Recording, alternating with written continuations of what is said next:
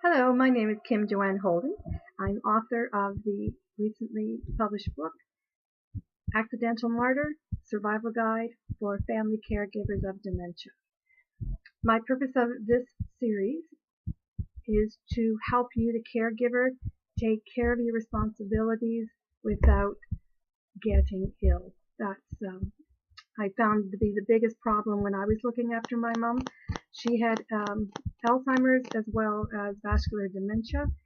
And I found, there could be places where you can go to vent, but there certainly wasn't a lot of information given to you as to how to handle it. And that I found is to be the biggest problem. It's bad enough that you are going through the symptoms, or really you're feeling, you're getting the kickback, if you will, from dementia. You're being abused, and you don't have any solutions as to how to handle it. I mean, we got to cope with this somehow. And I found when I was going through it and I ended up getting diagnosed with caregiver burnout, that I swore there's just no way. There's got to be more information out there given to the caregivers so that you maintain your health and you maintain a life. So today, what we're going to start, although some of what we're going to be dealing with is mentioned in my book, others ideas and tips I'm going to give you are not. I am a coach, and I am a consultant for entrepreneurs as my livelihood, but I'm also going to now branch into helping those who are caregiving. So what I want to touch on right in the beginning, the one thing that I wish I had done was had a team of family and friends and relatives who could step in and help. And I think when you're right in the beginning, when you're just deciding, okay, I'm going to be the one that's going to take care of my mom, but okay, so who's going to relieve me? Who's going to give me, say, Saturday night off once a month so that I can go out with my friends and have fun, or go to the movies, or keep up with your routine as well. You need to have that in place. And if you didn't do it initially, there's no time like the present. Just get in there, contact all the people you can, even friends of your mom or your dad or whoever you're looking after, even if they could come visit and just sit, have coffee, tea, whatever with your loved one so that you can have a break. Please do not underestimate the value of this break. You need as much of it as you can. And if by chance you've got a personal support worker coming in, you know when they are coming. So there's no excuse why you cannot plan the 1 hour to do something for yourself. And that would be, go buy a coffee at Tim Hortons and just, relax. Just sit there and read the newspaper. Or take it and go to your favorite spots. In my case, I went down to the waterfront because I live close to Lake Ontario. And just listen.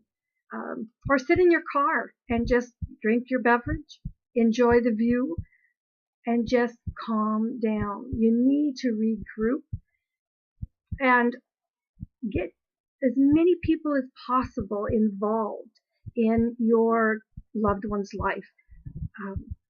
So if someone can come by and help out, just keep them occupied so that you can go do something else.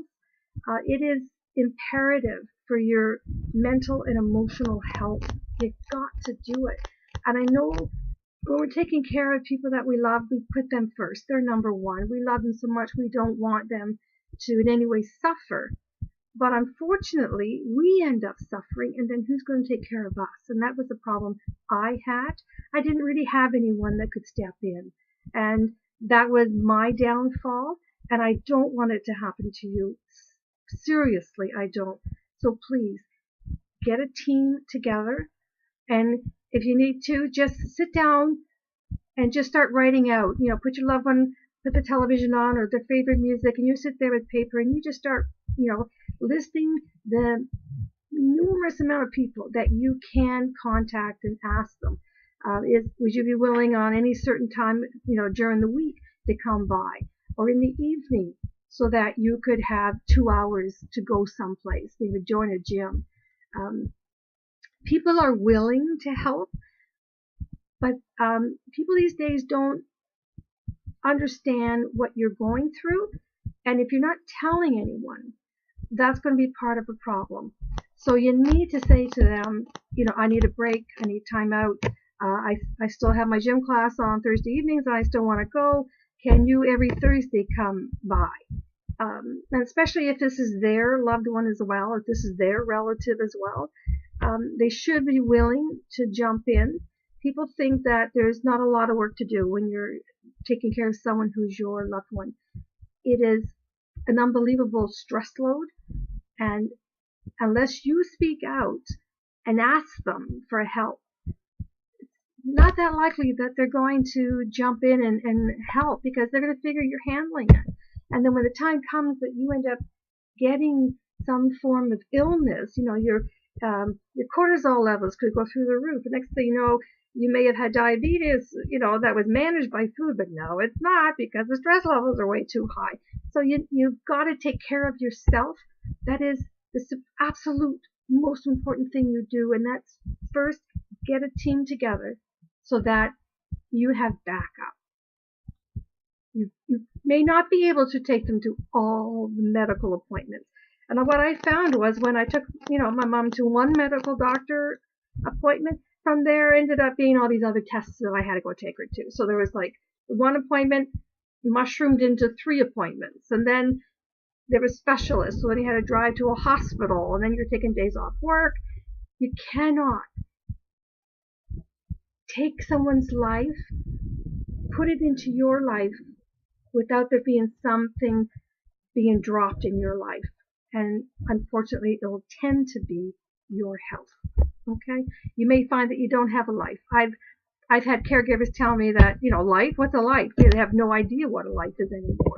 And when you're getting to that point, you're in a danger zone, because you are starting to feel the negative effects. Yeah, you don't have Alzheimer's, but you know what? Alzheimer's is a ripple effect, and it's going to come on you. So please, please, just get a hold of some people, their friends, your friends. Is there something, I know there's in some countries, at least in Ontario, Canada, there's day centers you can send them to if they're willing to go. Take advantage of all these things. And when you have, for example, if they do go to a day center and they're gone, for like 5 hours, sure, it's good to get work done around the house. Yeah, okay, but you know what? Plan for something for you. That's the time you go to the gym, you go swimming, you go to work out, visit a friend yourself, or go to a matinee and watch comedies and laugh. You've got to do this. This is not a luxury. This is imperative. I liken it to, and I've written this in the book, when you're on an airplane and the stewardess tells the parents, put the oxygen mask on you first. Why? Because you don't love your kid and you're being selfish and putting me first? Absolutely not. It's because unless you are in a position where you are breathing, where you are healthy, that is the situation that you're able to help someone. Not when the child has the mask, for example, they're breathing, but you're not. So, and then who's going to help the child after that? You must take yourself first. And the first steps of doing that is to please get a team together. The more the merrier. And you may get a group together, which is great, but then you know what? Keep adding to it. As you meet more people, even if you find another caregiver that you can maybe switch, maybe they could become friends, and then one person can look after both of them if you put them in front of a television with a cup of tea or something. Just don't forget how important you are and what a wonderful thing you are doing for your loved one. And although they may not appreciate it, in fact, it's almost a guarantee they don't appreciate it, understand that you're doing a fantastic love that you're showing for relative, your loved one. And to be fair, take care of yourself too, because you are so important to them that you must be able to maintain your health and your emotional and even spiritual well-being. Please, take care of yourself. You're doing a great job. Just hang in there and get a team together. Get people in your circle who are watching your back, who can step in for you and help carry the load. Don't be a martyr and think you can do it all by yourself, as I did. And then to find out that, well, you can't. All right. So heads up. And if you would like to share it or ask any questions about this, or if you have any questions that you're dealing with that you would like some different perspective on it, please feel free to contact me. My website is www.kimjoanneholden.com, and there you can contact me. There's a section where you can leave a message when you email me, and just put in there what problem you're handling, and I will do my best to give you a different perspective, something perhaps you haven't thought of, and I will do my best to respond to you directly. However, if I do get a lot of response that are similar, then I'll probably do another video on the topic, okay? Because my point here, my goal is to be able to help you, the caregiver. I want you to walk away from every video that I do with you and say, you know what, that's a great idea. I think I'm going to try that. There's no guarantee it's going to work, but you know what? It gives you hope and it gives you ideas so that you can continue to do what you're doing and at the same time maintaining your health. Okay? So I look forward to our next video, and as well, have a great day. Remember, you're doing a wonderful job. Take care.